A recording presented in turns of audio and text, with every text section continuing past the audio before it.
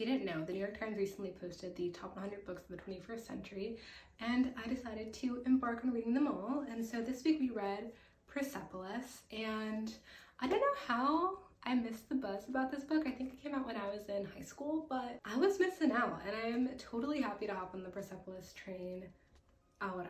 So if you didn't know, Persepolis actually is a memoir, and it's told in the form of a comic. This is the story of Marjane Satrapi, her experience from ages 6 to 14 during the Islamic Revolution in Iran, also during the Shah's regime and the war with Iraq. So it goes through some really formative worldwide events, all told through the perspective of a child. I found the questions that Marjane was asking the adults in her life and asking herself to be really innocent. Things such as not really understanding nuance, or not really understanding that people are capable of falsehood, or that, you know, a teacher could be lying to you, or the idea of challenging authority, the idea of revolution in general to be an idea that children sometimes don't grasp immediately. And I found her innocence and her bewilderment of her circumstances to be really heart-wrenching at times. I also found religion to be a really interesting conversation throughout, and Marjane actually struggles with it a lot throughout the book because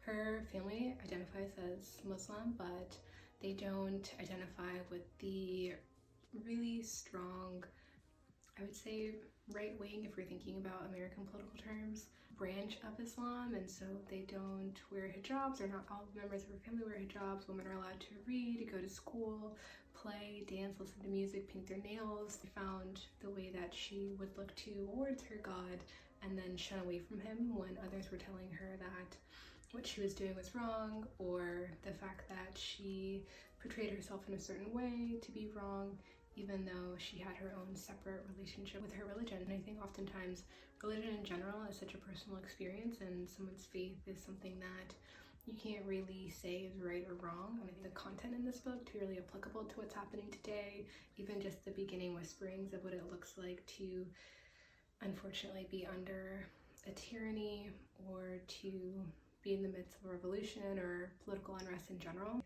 And also there is so much comedic relief. Children are hilarious. They're curious, and they say things that come to their mind immediately, and there is this lack of a filter that is so refreshing and wonderful. You will be challenged in this book, but also 2 seconds later, 2 blocks later, have a little giggle. So it is something that, you know, it's a cause for celebration and conversation. So I mean, I can't imagine anything better. I would say a 10. It's a strong 9-8 for me. I really adored it.